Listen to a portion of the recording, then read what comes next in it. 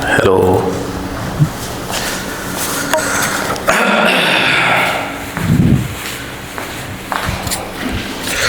चलिए बच्चों, तो मैं अब स्टार्ट करने जा रहा हूँ क्लास 12th का इलेक्ट्रोस्टैटिक्स। स्थिर वैद्युतिकी बोलते हैं इसको हिंदी में, ठीक है।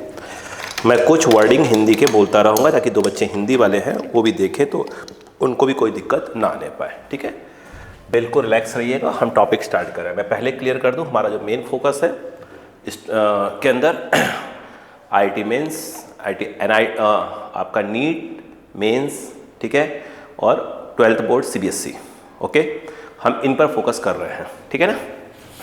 चलो, अब सबसे पहले मैं क्या पढ़ा रहा हूँ आप बिल्कुल रिलैक्स रहिए, मैं आपको धीरे धीरे करके चीज़ समझा रहा हूँ। जिस टॉपिक को हम लोग पढ़ने जा रहे हैं उस टॉपिक को अगर देखा जाए तो बोलते क्या है, तो उसको बोला जाता है बेटा, याद रखिएगा, इलेक्ट्रो आपका मैग्नेटिज्म, ठीक है, इलेक्ट्रोमैग्नेटिज्म। इसको देखा जाए तो विद्युत चुंबकत्व के नाम से हम जानते हैं, ठीक। तो अब इसमें क्या क्या होता है वो देखिएगा। देखा जाए तो जिस टॉपिक की मैं बात कर रहा हूँ, इस टॉपिक को में देखा जाए तो एक चार्ज होता है। अब चार्ज क्या होता है मैं आगे बताऊंगा, जैसे आपके माइंड में फिलहाल इलेक्ट्रॉन आ रहा होगा, बट वो नहीं है, उसकी बात नहीं हो रही। अब चार्ज समझो भी फिलहाल तो, ठीक है। तो चार्ज के हम कुछ प्रॉपर्टीज़ के बारे में यहाँ पर बात करते हैं। फॉर एग्जाम्पल, जो हमारा चार्ज है जिसको हम कैपिटल क्यू या स्मॉल क्यू से डिनोट करेंगे, चार्ज मतलब आवेश होता है ना। चार्ज हमारा क्यू जो है वो क्या रहेगा, आपका रेस्ट में रहेगा पहले केस में, ठीक है। दूसरे केस में हमारा जो चार्ज है, ध्यान रखिएगा, जो चार्ज Q है, ठीक है, आवेश Q, वह एक समान वेग यूनिफॉर्म, ठीक है, वेलोसिटी से क्या करेगा, मूव करेगा। तीसरे वाले केस में अगर हम बात करें, तीसरे वाले केस में तो जो हमारा चार्ज है, इलेक्ट्रिक चार्ज है ना, विद्युत आवेश, जो हमारा चार्ज है, तो ये ध्यान रखना उसके अंदर क्या होगा, एक्सेलरेशन होगा। यानी जो टॉपिक है हम बात कर रहे हैं इलेक्ट्रोमैग्नेटिज्म, ठीक है, और इसको विद्युत चुंबकत्व बोलते हैं। इसके अंदर हम चार्ज के कुछ प्रॉपर्टीज़ के बारे में बात करेंगे, जिसमें चार्ज हमारा क्या रहेगा, रेस्ट में रहेगा, या चार्ज हमारा यूनिफॉर्म वेलोसिटी से मूव करेगा, या चार्ज के अंदर क्या होगा, एक्सेलरेशन होगा। ओके, सुनिए, जब हमारा चार्ज क्या होता है, रेस्ट में होता है। जिन जिन बातों के बारे में बोल रहा हूँ हम आगे सबके बारे में वन बाय वन सब कुछ डिटेल्स में पढ़ेंगे, ध्यान रखिएगा, है ना। चार्ज हमारा रेस्ट में होता है तो होता क्या है कि यह आपका इलेक्ट्रिक फील्ड, रिपीट कर रहा हूं बात आपको, जो है इलेक्ट्रिक फील्ड को प्रोड्यूस करता है, विद्युत क्षेत्र, ठीक है, विद्युत क्षेत्र बोलते हैं इसको, इलेक्ट्रिक फील्ड को प्रोड्यूस करता है। लेकिन अगर चार्ज के अंदर यूनिफॉर्म वेलोसिटी है तो ध्यान रखना, तब इसके अंदर इलेक्ट्रिक फील्ड तो होती ही होती है, साथ में इसके अंदर एक और फील्ड होती है, मैग्नेटिक फील्ड होती है, ठीक है, चुंबकीय क्षेत्र। ध्यान रखिएगा, हिंदी वाले बच्चे घबराएंगे नहीं, ठीक है, चुंबकीय क्षेत्र होती है, ठीक है। यानी चार्ज अगर यूनिफॉर्म वेलोसिटी, एक समान वेग से मूव कर रहा है तो इसके तो क्या करेगा, इलेक्ट्रिक फील्ड और मैग्नेटिक फील्ड दोनों ही प्रोड्यूस करता है ना। और यदि चार्ज क्या है, रेस्ट में है, यानी विरामावस्था में है, तो सिर्फ क्या करेगा, इलेक्ट्रिक फील्ड प्रोड्यूस करेगा। अगर चार्ज में क्या आ गया, एक्सेलरेशन आ गया, त्वरण आ गया, तो ध्यान रखिएगा, तो ये आपका इलेक्ट्रिक फील्ड तो प्रोड्यूस करता ही करता है, साथ में मैग्नेटिक फील्ड भी प्रोड्यूस करता है, चुंबकीय क्षेत्र, और साथ में एक और नई चीज आता है जिसको हम कहते हैं इलेक्ट्रोमैग्नेटिक वेव्स। बात समझ में आई क्या, विद्युत चुंबकीय तरंगे, इलेक्ट्रोमैग्नेटिक, ध्यान रखिएगा, इलेक्ट्रोमैग्नेटिक जो है वेव्स, विद्युत चुंबकीय तरंगे, तीनों ही प्रोड्यूस करता है। तो अभी तक हमें समझ में आया कि जिस टॉपिक को हम पढ़ने जा रहे हैं वो उस टॉपिक को बोलते हैं इलेक्ट्रोमैग्नेटिज्म, विद्युत चुंबकत्व। उसके अंदर हम चार्ज की प्रॉपर्टी की बात करेंगे। चार्ज क्या होता है हम आगे पढ़ेंगे, आप इलेक्ट्रॉन मत सोचिए, कुछ और भी होता है चार्ज, चलिए आगे पढ़ाऊंगा आपको। चार्ज रेस्ट में होगा तो वो इलेक्ट्रिक फील्ड प्रोड्यूस करेगा, विद्युत क्षेत्र प्रोड्यूस करेगा। अगर चार्ज यूनिफॉर्म वेलोसिटी, एक समान वेग से चलेगा, तो वो इलेक्ट्रिक फील्ड, मैग्नेटिक फील्ड, ठीक है, चुंबकीय क्षेत्र और विद्युत क्षेत्र दोनों ही प्रोड्यूस करेगा। विद्युत क्षेत्र, चुंबकीय क्षेत्र दोनों प्रोड्यूस करेगा। यदि चार्ज के अंदर क्या है, एक्सेलरेशन है, यदि चार्ज के अंदर एक्सेलरेशन है। तो ध्यान रखिएगा, वो इलेक्ट्रिक फील्ड, मैग्नेटिक फील्ड और इलेक्ट्रोमैग्नेटिक वेव्स, विद्युत चुंबक की तरंगे, ये तीनों ही प्रोड्यूस करेगा। इतनी बात समझ में आ गई क्या यहाँ पर? यस। तो पहले पेज पर आप इसको कॉपी करिए, फिर आगे कहानी करते हैं। ठीक है, अब कहानी यहां से स्टार्ट होती है कि चार्ज होता क्या है। ठीक है बेटा, चलो अब चार्ज का एक्चुअल क्या मतलब होता है, हम उस चीज को समझने की कोशिश करेंगे। देखिएगा, इतनी बात समझ में आ गई? ठीक है, अगर आपको टॉपिक समझ में आता है तो जब भी देखते हैं तो एक बार उसको लाइक करके कमेंट कर दिया करिए कि हाँ सर समझ में आ गया। तो उससे हमें भी क्या होता है, कॉन्फिडेंस होता है, हमारे बच्चों को सब समझ में आ रहा है ना। देखो, अब जैसे हमने चार्ज की बात किया कि भाई चार्ज का यानी आवेश का एक्चुअल क्या मतलब होता है। चार्ज मतलब आवेश, क्या मतलब होता है इसका। ठीक है, अब समझते हैं, स्टार्ट करते हैं कहानी। देखिए, जैसे मान लो कि आपके पास ये कोई मेटल है, जरूरी नहीं कि आप मेटल ही ले, कुछ भी ले सकते हैं, है ना। मैं मेटल जानबूझ एग्जांपल में ले रहा हूँ। एक मेटल है, ठीक है। अब मेटल के अंदर क्या होते हैं, इलेक्ट्रॉन होते हैं, प्रोटॉन होते हैं और न्यूट्रॉन्स होते हैं। ठीक है, ठीक है। और हम ये मान लेते हैं कि प्रोटॉन पॉजिटिव नेचर का होता है और जो इलेक्ट्रॉन होता है वो निगेटिव नेचर का होता है। सुनिएगा, यानी कहने का मतलब ये है कि यदि आपका नंबर ऑफ इलेक्ट्रॉन मतलब नंबर ऑफ निगेटिव और number of protons number of positive charge, positive मतलब प्रोटॉन को हम मानते हैं कोई नेचर का पॉजिटिव होता है, आप निगेटिव बोल सकते हैं, बट पूरी फिजिक्स में लिखा ही गया है कि प्रोटॉन पॉजिटिव नेचर का होता है। अगर मान लो कि इसके अंदर 10 निगेटिव हैं और 10 पॉजिटिव हैं, यानी 10 इलेक्ट्रॉन है और 10 प्रोटॉन है, तो जितने पॉजिटिव हैं उतने ही निगेटिव हैं, तो हम कहेंगे कि ये आपका जो एटम है, जो मेटल है वो क्या है, न्यूट्रल है, उदासीन है। आ रही बात समझ में? न्यूट्रल, यानी अगर प्रोटॉन और इलेक्ट्रॉन दोनों क्या है, नंबर वाइज सेम हो, तो हम कहेंगे कि वो चीज क्या है, आपका न्यूट्रल है, मतलब उदासीन है। ठीक है, आइए अब ध्यान दीजिएगा। अब यदि ऐसा हो जाए कि अच्छा, जब भी हम किसी एटम वगैरह से या किसी मेटल वगैरह से, या किसी भी मेटल नहीं, ठीक है, नॉन मेटल की बात करें, कुछ भी ले हम, तो आप इलेक्ट्रॉन को उसके अंदर डाल सकते हैं या उसके अंदर से इलेक्ट्रॉन निकाल सकते हैं। प्रोटॉन को आप टच नहीं कर सकते। आरी बात क्या? क्योंकि उसको निकालने के लिए बहुत एनर्जी की आवश्यकता पड़ती है। जब भी कोई बोले कि भाई इसको हमने कुछ गया या आया, तो आप बोलना कि अच्छा या तो इलेक्ट्रॉन गया होगा या तो इलेक्ट्रॉन आया होगा। आइए मान लीजिए यहाँ पर प्रोटॉन अभी भी क्या है, +10 ही है। हम कह रहे हैं कि यहाँ पर क्या हो गए, 1 इलेक्ट्रॉन आ गया। तो पहले 10 इलेक्ट्रॉन थे, अब 1 इलेक्ट्रॉन और आ गया, तो मतलब अब क्या हो जाएगा, 1 इलेक्ट्रॉन आ गया। पहले से 10 निगेटिव बैठे हुए थे, 1 निगेटिव और आ गया, तो अब कितने निगेटिव हो गए, 11 निगेटिव हो गए, 11 निगेटिव हो गए। अब बताओ क्या होगा। अब यहाँ पर अगर आप देखें ज़्यादा कौन है, निगेटिव ज़्यादा है, तो हम कहेंगे कि यदि इसके अंदर इलेक्ट्रॉन यदि आ जाता है तो इसका जो नेचर है अब वो कैसा हो जाएगा, निगेटिव हो जाएगा। ठीक है, यानी कभी भी कोई भी एटम या कोई भी सब्सटेंस जब इलेक्ट्रॉन को एक्सेप्ट कर लेता है ना, इलेक्ट्रॉन को एक्सेप्ट कर लेता है, उसका नेचर कैसा हो जाता है, निगेटिव हो जाता है। एक चीज़ समझिए पहले।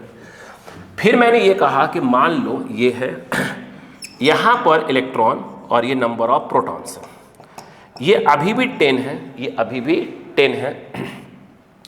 मान लीजिए कि ये जो है आपके अब जो है ये हो गए 9, मतलब मान लेते हैं कि 1 इलेक्ट्रॉन बाहर चला गया। अब इलेक्ट्रॉन चला गया तो अब निगेटिव कितने बचेंगे, 9 ही बचेंगे। अब बताइए ज़्यादा कौन है, प्रोटॉन। तो हम कहेंगे कि अब इसका जो नेचर है वो कैसा हो गया, पॉजिटिव हो गया। इतनी बात समझ में आ गई? ठीक। अब मैंने आपसे कहा कि चार्ज, अब देखो जैसे यहाँ पर देखिए ज़्यादा कौन है बेटा, ये ज़्यादा है। कितना ज़्यादा है, 1 ज़्यादा है। तो हम कहेंगे कि इसके ऊपर जो चार्ज है एक क्या हो गया, एक निगेटिव का आ गया। जो ज़्यादा वो एक निगेटिव का आ गया। आई बात क्या? सुनिए आराम से, एक निगेटिव चार्ज आ गया। क्लियर है क्या? 1 मिनट, यहाँ पर पास में आ रही नहीं, यहाँ पर अगर हम बात करें ज़्यादा कौन है भाई साहब, ज़्यादा प्रोटॉन है, तो हम कहेंगे कि इस पर एक पॉजिटिव चार्ज आ गया। बात समझ में आ गई क्या? यानी अगर नंबर ऑफ प्रोटॉन्स और नंबर ऑफ आपका इलेक्ट्रॉन्स इक्वल है तो हम कहेंगे कि उस पर जो चार्ज है, उस पर जो आवेश है वो 0 है, 0 है।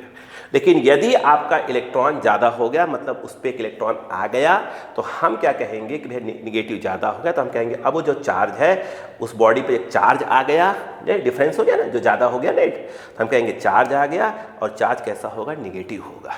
अगर उस पर से इलेक्ट्रॉन चला गया तो हम तो प्रोटॉन तो भाई कहीं जाते ही नहीं है, तो ज़्यादा हो गया तो हम कहेंगे कि उस पर जो चार्ज है वो क्या आ गया, आपका पॉजिटिव आ गया। इतनी बात समझ में आई? ओके, ठीक। अब देखिएगा, जैसे हम यहाँ पर अब जाता आता कौन है, इलेक्ट्रॉन जाता आता है। तो जैसे अगर हमने ये कहा कि भाई साहब चार्ज जो है ऐसे लगा दिया कि निगेटिव आ गया, तो इसका मतलब ये हुआ कि उस पर क्या है, इलेक्ट्रॉन आया है, तभी तो निगेटिव आएगा।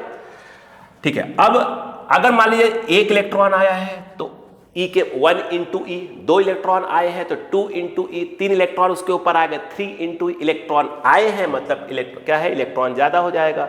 इलेक्ट्रॉन ज़्यादा हो जाएगा, चार्ज का नेचर कैसा होगा, निगेटिव। तो ये जो निगेटिव लगा रहे हैं, ये बता रहा है कि इस पर इलेक्ट्रॉन आए हैं। जितने भी इलेक्ट्रॉन आए हैं उसको n इंटू ई कर देंगे। ई जो है आपका, ई को हम बोले तो एक प्रकार से एक इलेक्ट्रॉन पे चार्ज होता है, मैं बता रहा हूँ कितना कितना होता है। यहां पे अगर बात करें पॉजिटिव लिख दिया, मतलब कि इस पे से इलेक्ट्रॉन गए हैं। n इंटू ई लिख दिया तो मतलब यह है कि n क्या क्या हो सकता है, n आपका 1 हो सकता है, 2 हो सकता है, 3 हो सकता है, 4 एंड सो ऑन, कुछ भी हो सकता है। कभी n जो है 1/2 1/3 नहीं होगा। ठीक है, ऐसा नहीं है कि इलेक्ट्रॉन आधा इलेक्ट्रॉन चला गया, आधा इलेक्ट्रॉन आ गया, इलेक्ट्रॉन की मुंडी चली गई, टांग बचा हुआ है, ऐसा बिल्कुल नहीं होगा। ठीक है, ऐसा बिल्कुल नहीं होगा, है ना। इलेक्ट्रॉन या तो पूरा जाएगा या तो पूरा आएगा, इसलिए नंबर क्या होगा, 1 2 3 4 5 ऐसा हो जाएगा। बात समझ में आई? तो चार्ज का मतलब इलेक्ट्रॉन मत दिमाग में बैठाइए, चार्ज का मतलब ये है कि उस पर जो पॉजिटिव है, जो निगेटिव है, दोनों का जो डिफरेंस है, हम कहेंगे वो चार्ज है। अगर जब इलेक्ट्रॉन ज़्यादा है तो हम कहेंगे निगेटिव चार्ज है, प्रोटॉन ज़्यादा है तो हम कहेंगे उस पर पॉजिटिव चार्ज है। आई बात? या दूसरी भाषा में, अगर किसी भी चीज़ पे न्यूट्रल एटम पे अगर इलेक्ट्रॉन आ जाते हैं तो क्या होता है, निगेटिवली चार्ज हो जाता है। अगर इलेक्ट्रॉन चले गए तो क्या होता है, वो पॉजिटिवली चार्ज हो जाता है।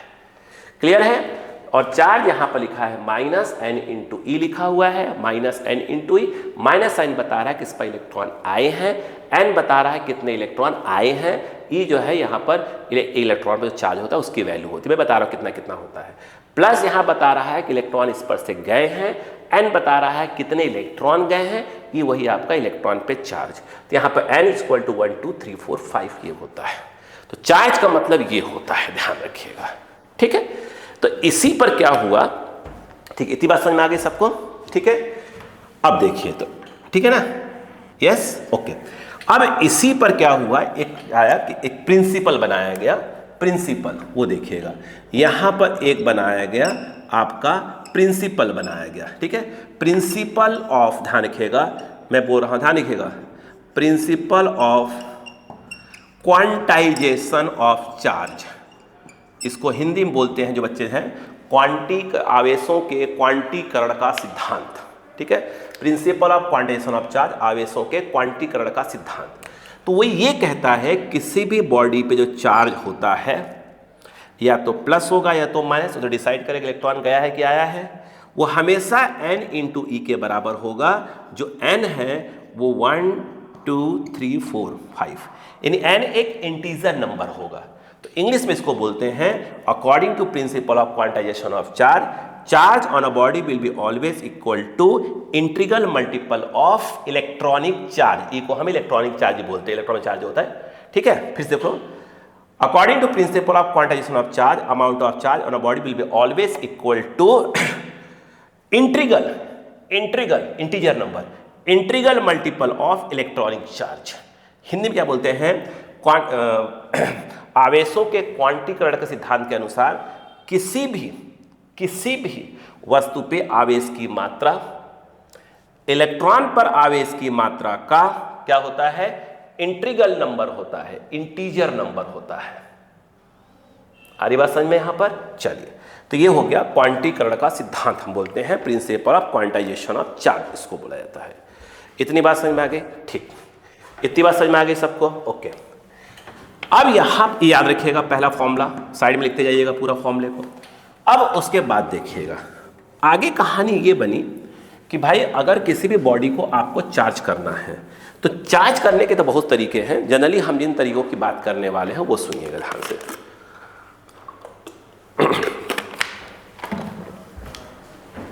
देखिए, अगर हम किसी बॉडी को चार्ज करते हैं तो पहले हम चार्ज, ठीक है, जो प्रोसेस है पहले हम करते हैं इसको चार्ज बाई फ्रिक्शन, ध्यान रखिएगा, घर्षण के द्वारा, बाई फ्रिक्शन।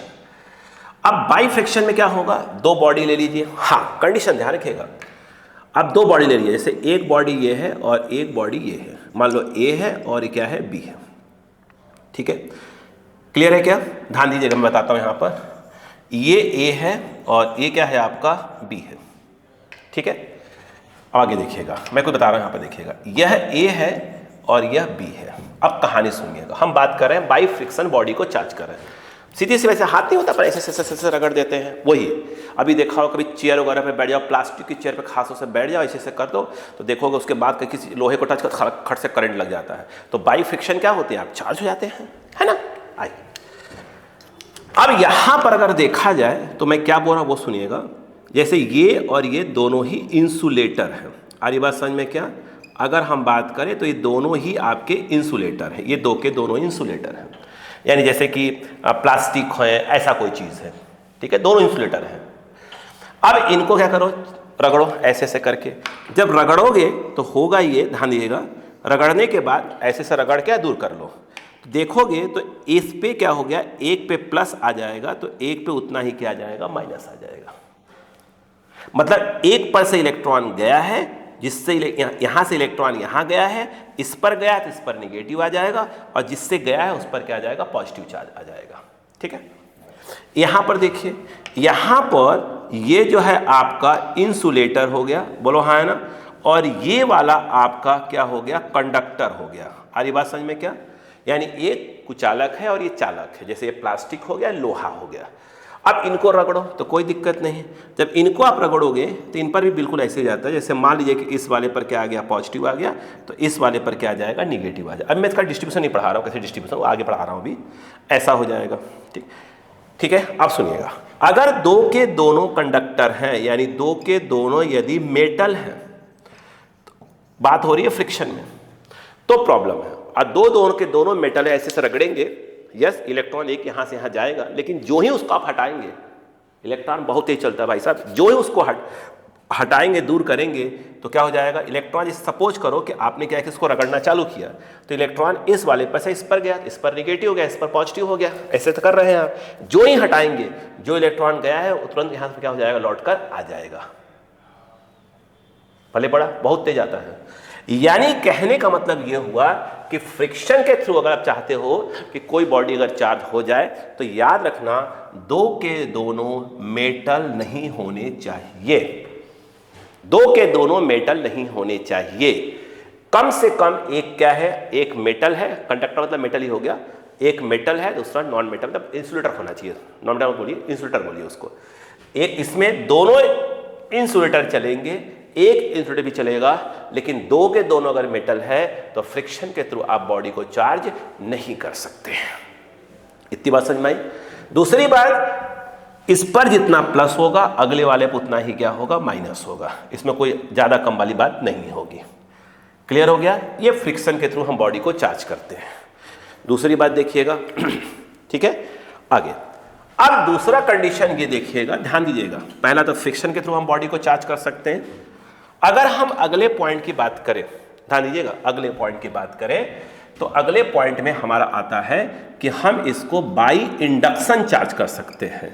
तो ऐसा पढ़ोगे यार, अभी पूरी फिजिक्स तो स्टार्ट ही हुई है, अगर देखा जाए तो इसको हम बाई इंडक्शन चार्ज करेंगे, प्रेरण के द्वारा, प्रेरण, ठीक है, प्रेरण के द्वारा। आ रही बात?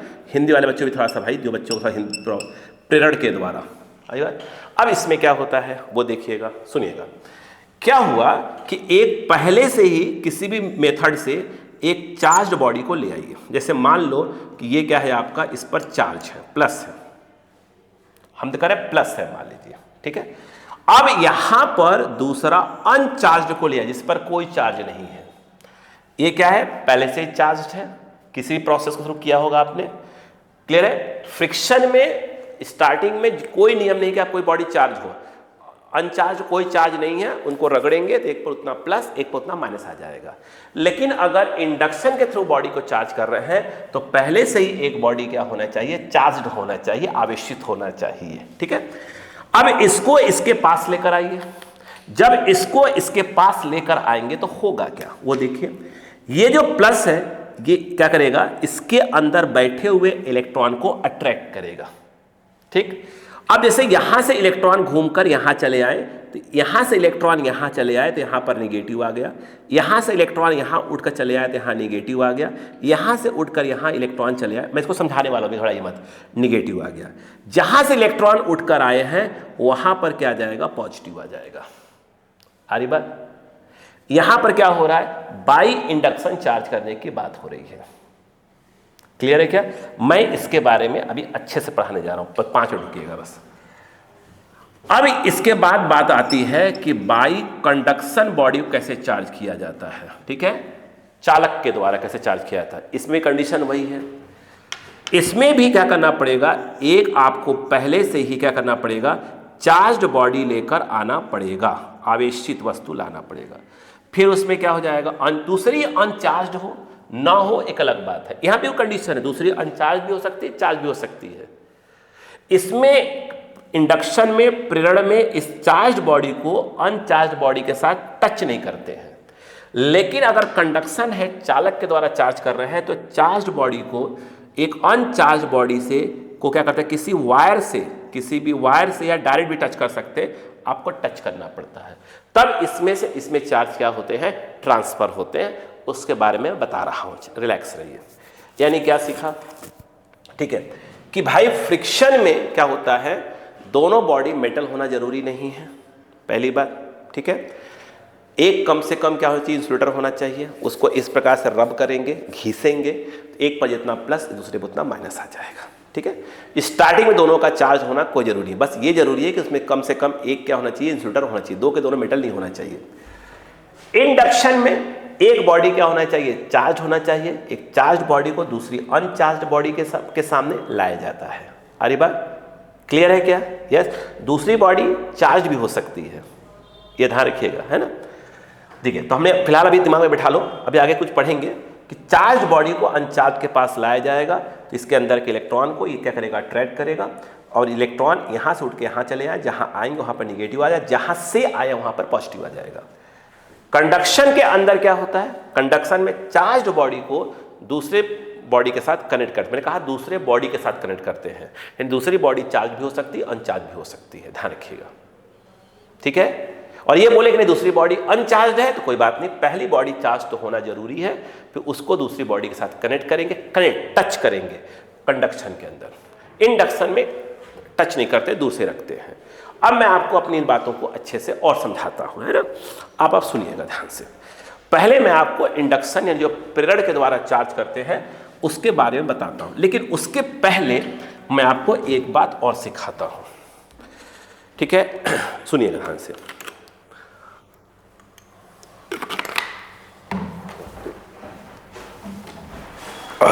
देखो, हुआ ये, आप अच्छे से जानते हैं कि अगर मान लो कि ये हमारे पास कोई क्या है, बोलो क्या है, मेटल है, मेटल मान लो, अपनी बात को समझा पाऊंगा मैं, तो आपको मालूम है, समझ आ रही बात? ठीक है, हम यहां पर कह रहे हैं कि न्यूट्रल है ये, यानी इसके अंदर इस समय क्या है, आपका प्रोटॉन और इलेक्ट्रॉन इक्वल है। इसका तो हम कहेंगे चार्ज कितना है, 0 है। एक्चुअल में इसका क्या मतलब है वो सुनो, एक्चुअल में इसका क्या मतलब है वो सुनो। एक्चुअल में आप ये समझिए कि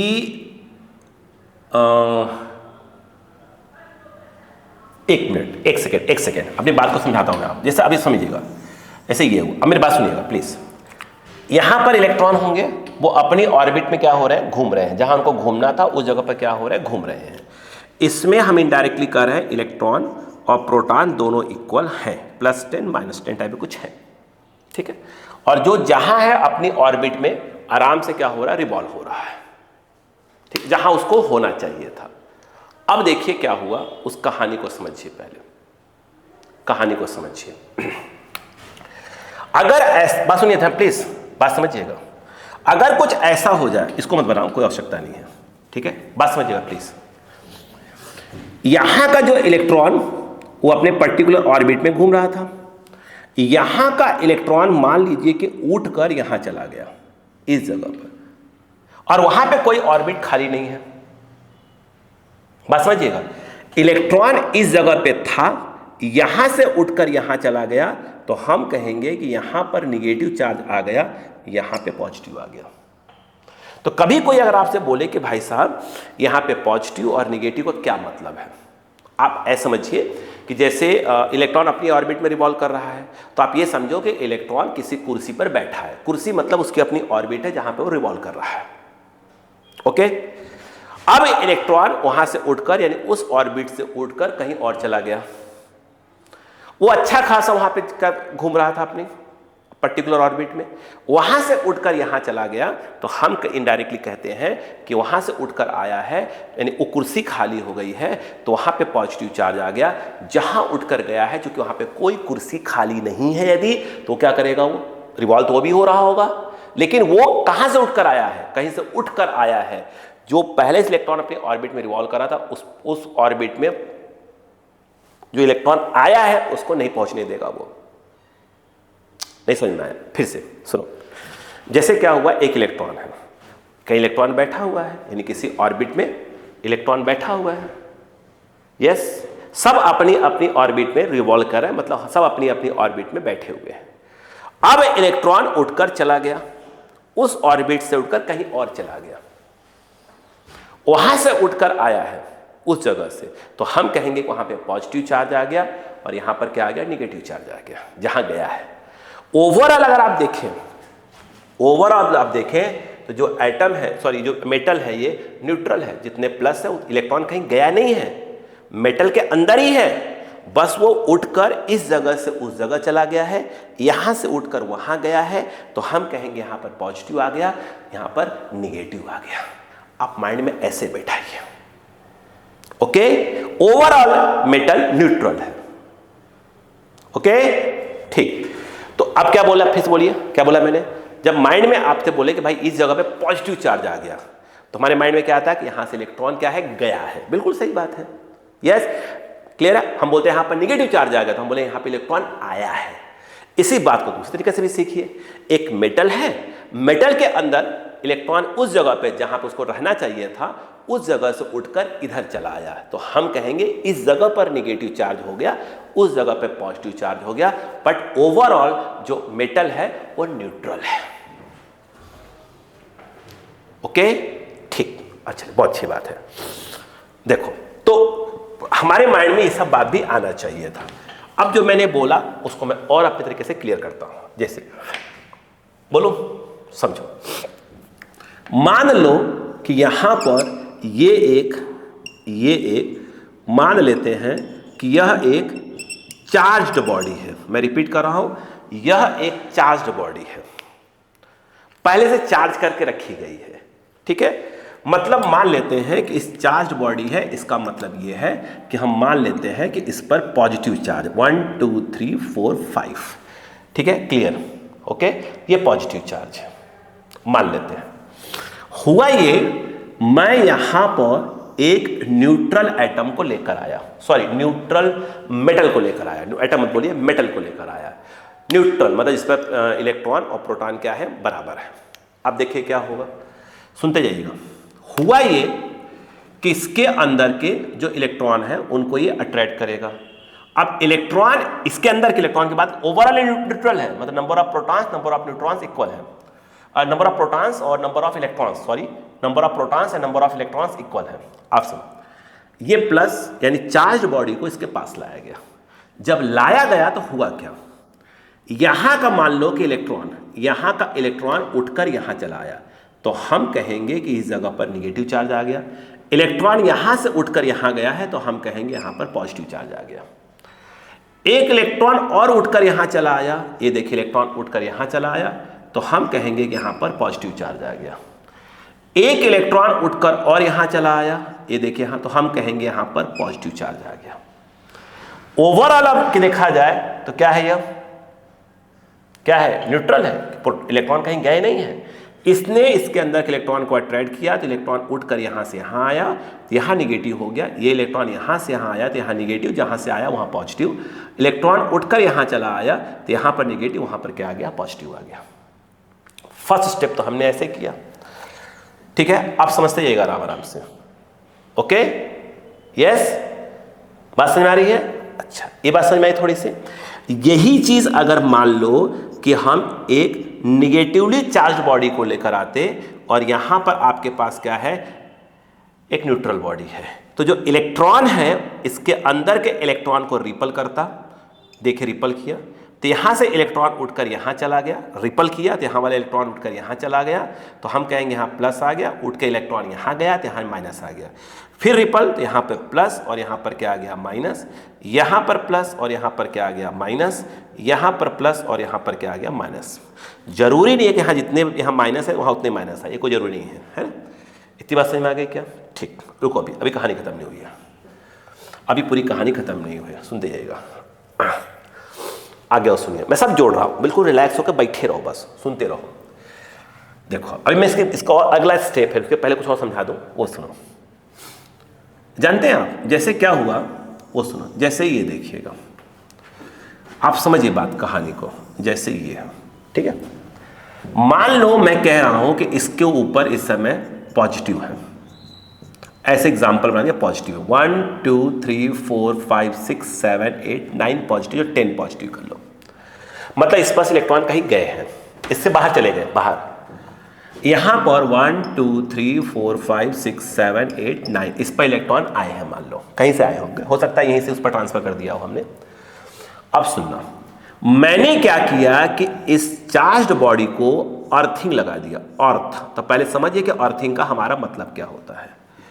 इस चार्ज्ड बॉडी को हमने क्या कर दिया, अर्थिंग लगा दिया, ये ध्यान रखना, अर्थ से कनेक्ट कर दिया, अर्थिंग मतलब कि अर्थ से कनेक्ट कर दिया, ठीक है।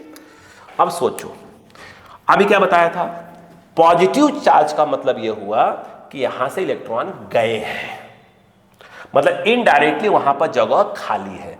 प्लस मतलब क्या हुआ, यहां से इलेक्ट्रॉन गए हैं, इसका मतलब यहां पे जगह खाली बैठी हुई है।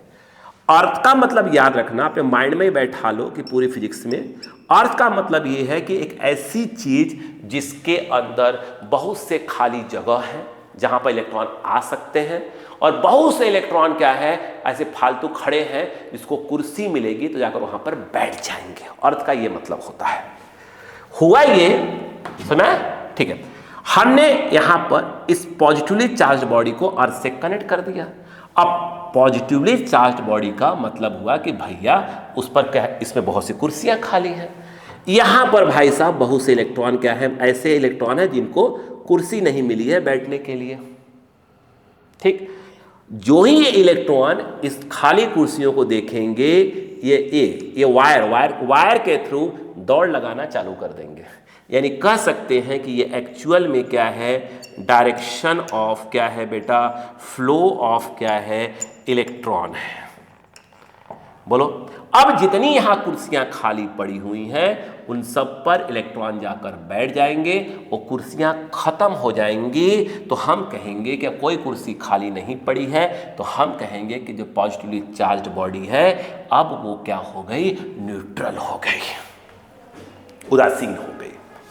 जैसे यहां पर यदि अगर हम बात करते हैं कि भैया निगेटिवली चार्ज्ड बॉडी को अर्थ से हमने क्या किया है, कनेक्ट कर दिया है, तो इसका क्या मतलब हुआ। अब निगेटिवली चार्ज्ड बॉडी को अर्थ से कनेक्ट किया है, इसका मतलब यह है कि बहुत से इलेक्ट्रॉन को कुर्सी नहीं मिली है और वो खड़े हैं खाली कुर्सी का वेट कर रहे हैं। अर्थ एक ऐसी चीज होती है जिसके अंदर बहुत से खाली कुर्सियां पड़ी होती हैं, बहुत से इलेक्ट्रॉन खड़े रहते हैं, ठीक है। तो ठीक है, इलेक्ट्रॉन यहां पे क्या है, खड़े हैं। अब इलेक्ट्रॉन ने अर्थ को देखा, मतलब वहां पे पड़ी खाली कुर्सियों को देखा, वो सभी जो इलेक्ट्रॉन्स हैं यहां से उठकर यहां चले आए अर्थ के अंदर, तो हम कहेंगे कि ये डायरेक्शन ऑफ क्या है, फ्लो ऑफ क्या है, इलेक्ट्रॉन है। यानी कहने का मतलब ये, आराम समझिएगा, कि जब किसी पॉजिटिवली चार्ज बॉडी को अर्थ से कनेक्ट करते हैं तो अर्थ के अंदर से जो इलेक्ट्रॉन हैं वो दौड़ कर कहाँ जाते हैं, पॉजिटिवली चार्ज बॉडी पे जाते हैं और उस पॉजिटिवली चार्ज बॉडी को न्यूट्रल कर देते हैं।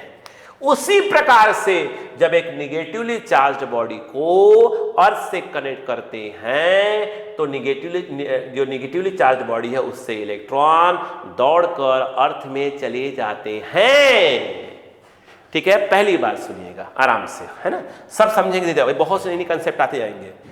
याद रखिएगा डायरेक्शन ऑफ फ्लो ऑफ जो इलेक्ट्रॉन होता है, ध्यान रखिएगा वो ऑलवेज क्या होता है, बोलो ऑलवेज क्या होता है, अपोजिट डायरेक्शन ऑफ करंट होता है, इलेक्ट्रिक करंट होता है।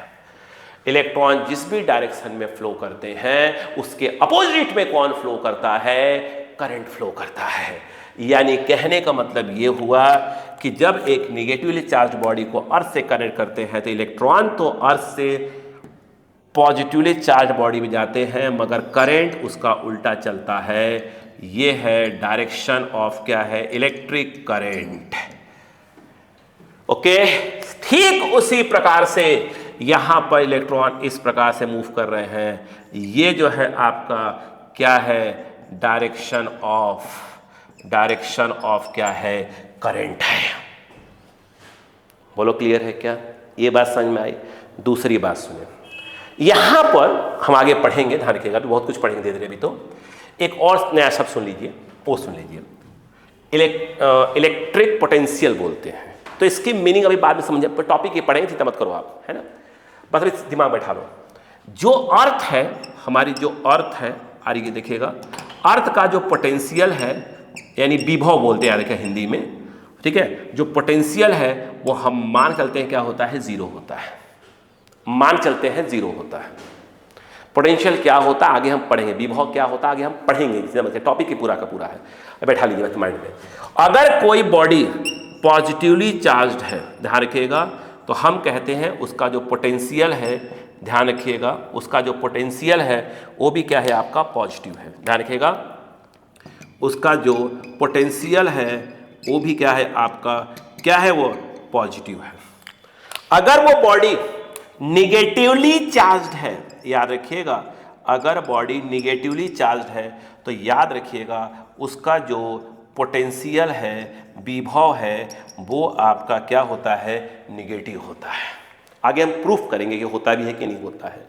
यानी कहने का मतलब आप सोच दिमाग लगाइए, अगर ये पॉजिटिवली चार्ज बॉडी है इट मीन्स का पोटेंशियल पॉजिटिव है, अर्थ जो है इसका पोटेंशियल जीरो है, तो इलेक्ट्रॉन देखो, बोलो क्लियर है क्या, यस। तो आप देख रहे हैं जो करंट है वो पॉजिटिवली चार्ज बॉडी से अर्थ में आ रही है।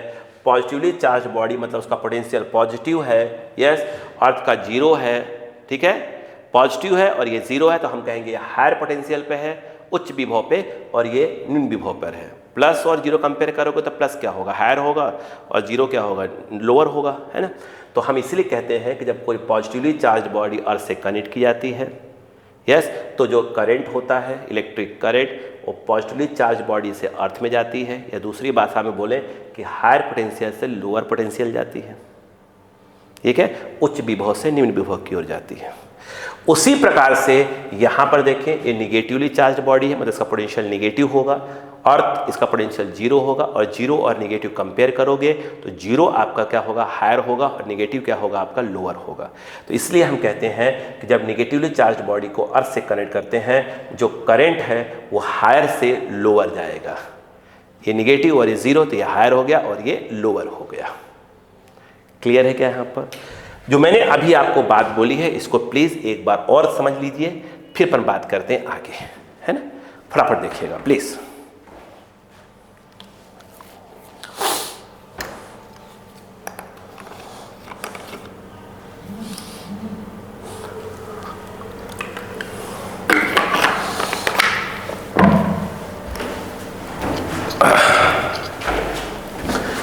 यस, चलो अब हम अब इसकी कहानी को हम और आगे बढ़ाने वाले हैं, जो भी बता रहा था। देखिएगा, बिल्कुल आराम से नोट्स मतलब अच्छे से लिखिएगा, प्रॉपर तरीके से लिखिएगा, है ना, कोई छूटने ना पाए। आइए अब मुझे एक बात बताइए समझाकर। हमने कहा कि एक पहले से ही पॉजिटिवली चार्ज्ड बॉडी को एक न्यूट्रल बॉडी के पास लाया गया, इसके अंदर के इलेक्ट्रॉन को ये क्या करेगा, अट्रैक्ट करेगा। तो इलेक्ट्रॉन उठकर यहाँ से यहाँ चले आए, तो यहाँ पर आ गए, तो हम ये कहेंगे इस तरफ निगेटिव आ गए, ठीक है। और 1 2 3 4 5 6 चलो 7 बोल दिया, तो 1 2 3 4 5 6 7 जब ये इलेक्ट्रॉन उठकर यहाँ आया है, यहाँ निगेटिव यहाँ पॉजिटिव आ गया। ठीक, आगे सुनिएगा। अब मैंने क्या किया, ये जो पॉजिटिवली चार्ज्ड बॉडी है इसको हटाया नहीं यहाँ से, ठीक है, इसको वहीं रहने दिया। ये जो निगेटिव है 1 2 3 4 5 6 हमने कहा था ये दोनों जरूरी है कि इक्वल हो, है ना, कोई जरूरी नहीं है, ज़्यादा कम करते कोई दिक्कत नहीं है, ठीक है। अब सुनो, यहाँ पर 1 2 3 4 5 6 7 थे, मैंने धीरे से इस तरफ क्या कर दिया, इसको अर्थिंग लगा दिया, अर्थ लगा दिया। अब बताइए क्या होगा। अब अगले स्टेप में अगर आप ध्यान से देखें, ठीक है, आप देखिए क्या हो जाएगा। आपको मालूम है ये पॉजिटिव का मतलब होता है खाली कुर्सी, तो इन खाली कुर्सियों पर देखिएगा, ठीक है, ये जो निगेटिव है 1 2 3 4 5 6 7 ये इससे बाउंड है, ये इससे बाउंड है, बोलो क्लियर है क्या, इससे बाउंड है, ये इसको अट्रैक्ट करके अपनी ओर रखा हुआ है, ठीक है, यहीं बैठे हुए हैं, इनको ध्यान ही नहीं, यहाँ कुर्सी खाली पड़ी हुई है। अब क्या होगा बताइए। अब यहाँ पर 1 2 3 4 5 6 7 कुर्सियाँ खाली हैं, यहाँ से इलेक्ट्रॉन क्या होगा, मूव करके इन खाली कुर्सियों पर बैठ जाएंगे। ठीक, जब बैठ गए 1 2 3 4 5 6 7 ये अभी भी इनको अट्रैक्ट करके रखा हुआ है, इसको हम बोलते हैं बाउंड इलेक्ट्रॉन्स। अब ये अर्थ कनेक्ट है, अर्थ कनेक्ट, कुर्सियाँ चली गई क्योंकि यहाँ से इलेक्ट्रॉन उठकर यहाँ चला आए, इन पर आके बैठ गए। अब धीरे से क्या करिए, वो देखिए, अब अर्थिंग को हटा दीजिए। अब अर्थिंग को जब आप हटा देंगे, अर्थिंग को हटा देंगे, ठीक है, 1 2 3 4 5 6 7 ऐसे रहेगा। ठीक, अब धीरे से इस चार्ज बॉडी को भी हटा दीजिए, जब हटा देंगे तो ये अकेले बैठेगा। 1 2 3 4 5 6 7 बोलो क्लियर हुआ कि नहीं हुआ? यस। अब ध्यान दीजिए, काम की बात तब तो स्टार्ट हो रही है, ध्यान दीजिएगा। अब हुआ क्या, अब मान लो हम कह रहे हैं कि ये मेटल था, ठीक है। अब मेटल के अंदर क्या होगा, ये जो निगेटिव क्या करेगा, रिपल करेंगे, ठीक है, प्रतिकर्षित करेंगे, रिपल करेंगे, और रिपल करने के बाद कंडीशन ऐसी हो जाएगी कि सभी जो है कहाँ पहुँच जाएंगे, इसके सरफेस पर पहुँच जाएंगे, सतह पर पहुँच जाएंगे साथ के साथ 1 बराबर डिस्टेंस पे। अगर ये प्रॉपर स्फीयर बॉडी है, प्रॉपर गोलीय बॉडी वस्तु है, तो क्या हो जाएगा, इस प्रकार से डिस्ट्रीब्यूट हो जाएंगे। 1 2 3 4 5 6 7 ही था, ये पूरे डिस्ट्रीब्यूट हो जाएंगे।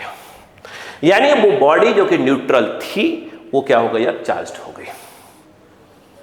ठीक, उसी प्रकार से सेम कंसेप्ट किस पे लगा दिया जाएगा, निगेटिव पे लगा दिया जाएगा।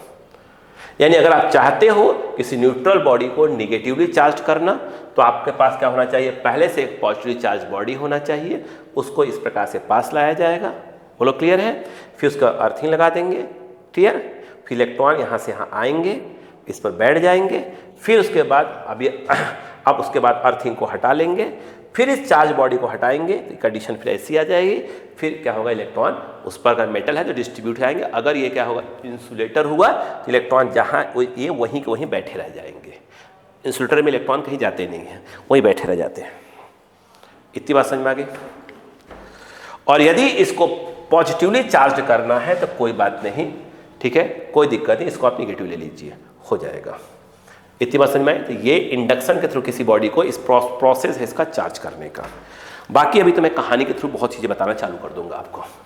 क्या इतनी बात समझ में आ गई बच्चों को?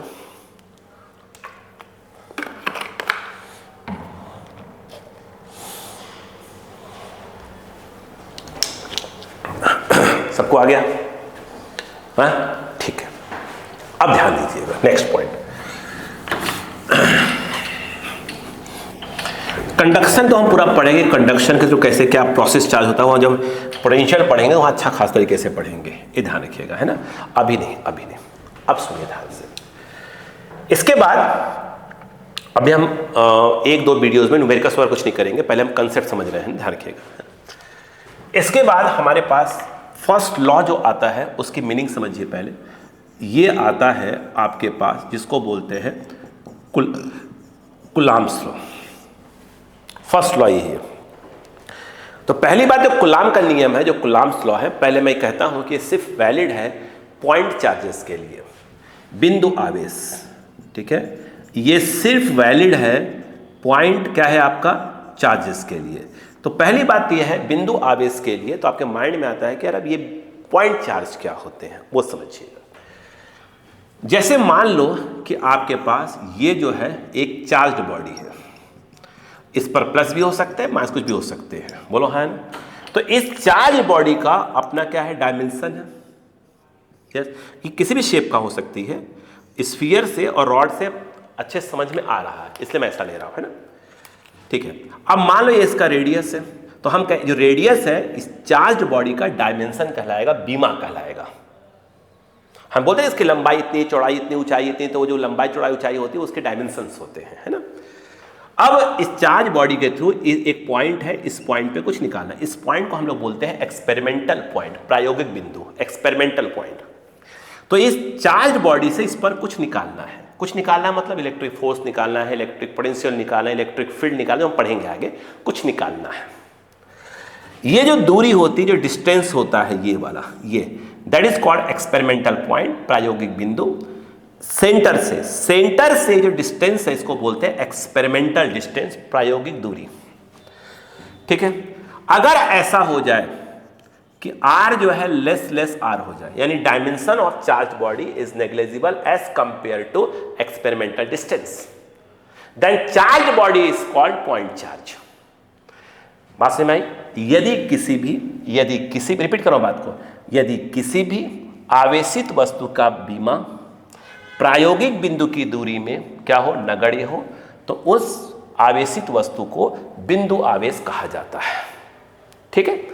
यहां पर यदि आप देखें ध्यान से, जैसे ये लेंथ है L, यहां पर चार्ज कुछ इस प्रकार से डिस्ट्रीब्यूट है और यहां पर एक पॉइंट है। डिस्टेंस कहीं से ले सकते हैं, ऐसा कोई नियम नहीं है। चलो मैं सेंटर से ही ले लिया, मान लो ये R, कहीं से ले सकते, यहां से भी R ले सकते हैं, कोई दिक्कत नहीं है। ये जो R है क्या बोलेंगे, इसको एक्सपेरिमेंटल पॉइंट बोलेंगे, एक्सपेरिमेंटल डिस्टेंस बोलेंगे, P को एक्सपेरिमेंटल पॉइंट बोलेंगे, इसको बोलेंगे चार्ज बॉडी। अगर इसका लेंथ यानी डायमेंशन बहुत कम हो जाए एक्सपेरिमेंटल डिस्टेंस के रेस्पेक्ट में, तो हम अगेन इस रॉड को क्या बोलेंगे, पॉइंट चार्ज बोलेंगे, बोलो हाँ है ना। यानी पॉइंट चार्ज का मतलब ये नहीं कि पॉइंट पे चार्ज नहीं, कोई भी चार्ज बॉडी है उसका जो डायमेंशन हुआ, रेडियस हो सकता है, लेंथ हो सकती है, अगर कोई क्यूबॉइड टाइप में कोई चीज़ है तो LBH हो सकता है, कोई भी शेप हो सकता है ना। तो जो उसका जो डायमेंशन है, यदि एक्सपेरिमेंटल डिस्टेंस के रेस्पेक्ट में जिस भी पॉइंट पर कुछ निकालना है, जो डिस्टेंस है एक्सपेरिमेंटल डिस्टेंस, प्रायोगिक बिंदु, एक्सपेरिमेंटल डिस्टेंस के रेस्पेक्ट में बहुत कम हो जाए, तो उस चार्ज बॉडी को हम लोग क्या बोलेंगे, पॉइंट चार्ज कहते हैं। कुलाम्स लॉ सिर्फ वैलिड है किसके लिए, पॉइंट चार्ज के लिए वैलिड है, ध्यान रखिएगा। कुलाम्स लॉ सिर्फ किसके लिए वैलिड है, सिर्फ पॉइंट चार्ज के लिए वैलिड है, ध्यान रखिएगा इस बात को। क्लियर है क्या, क्लियर है क्या? जब तक पॉइंट चार्ज आपको मिलेंगे नहीं, कुलाम्स लॉ के बारे में आप बात नहीं कर सकते हैं, ठीक है। चलो, तो अब मैं आपको कुलाम्स लॉ के बारे में बताने जा रहा हूं, ठीक है। आइए, प्यास बहुत लग रही है भाई।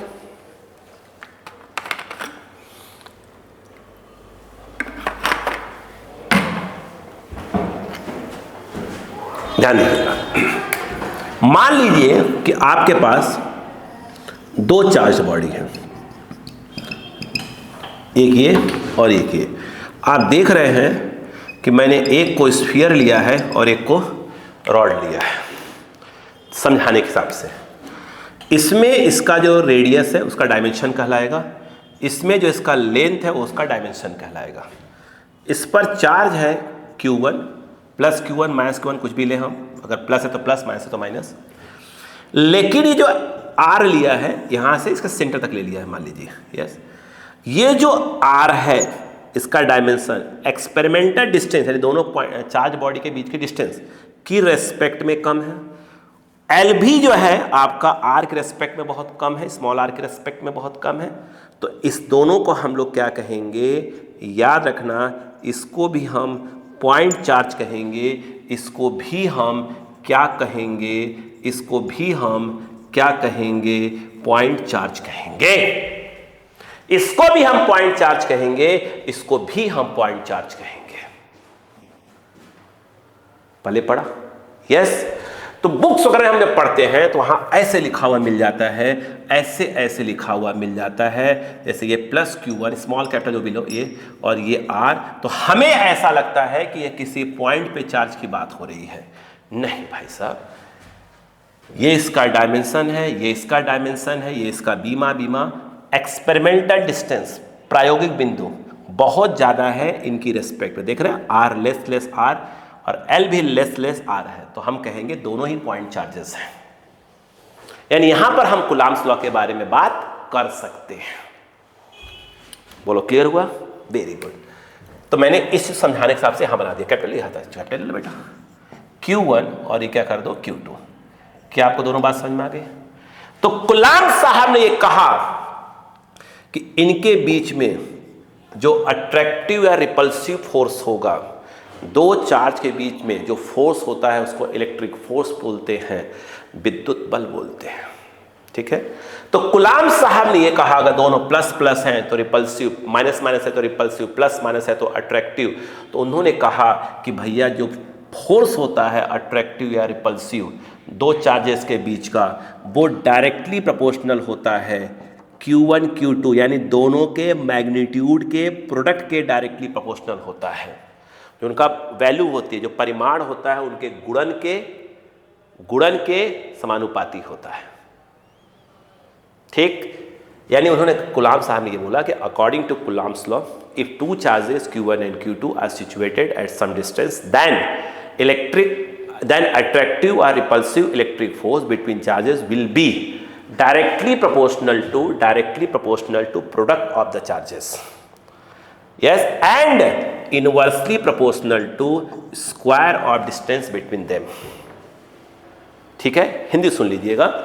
कूलम्ब के नियम के अनुसार दो बिंदु आवेशों पर लगने वाला आकर्षण या प्रतिकर्षण बल दोनों आवेशों के परिमाण के गुणन के समानुपाती और उनके बीच की दूरी के वर्ग के व्युत्क्रमानुपाती होती है। बोलो क्लियर है क्या यहां पर? तो इसको ऐसे लिखा जाता है। क्लियर? याद रहे F अगर दोनों को हम कंबाइन कर दें तो यहां पर क्या लिखा जाएगा, Q1 Q2 और ये R²। आप सब जानते हैं मेरे बच्चों कि प्रोपोर्शनैलिटी हटती है तो क्या आता है, कांस्टेंट आता है। यस, तो यहां पर आ जाएगा F = K और फिर आ जाएगा Q1 और ये Q2 बाई क्या आ जाएगा, R²। अब इस K की वैल्यू क्या क्या होती है हम उसके बारे में चर्चा करने जा रहे हैं। ओके ओके ओके, चलो। यस, इसके क्या बोलते हैं, प्रोपोर्शनैलिटी कांस्टेंट बोलते हैं। ठीक है, समानुपाती नियतांक। अब सुनो ध्यान से, K की वैल्यू की बात होने जा रही है, ध्यान सुनना राम राम से। अगर Q1 और Q2 के बीच में वैक्यूम हो, ध्यान रखिएगा, अगर क्या हो, वैक्यूम हो, समझिएगा, तो K की वैल्यू अलग होती है।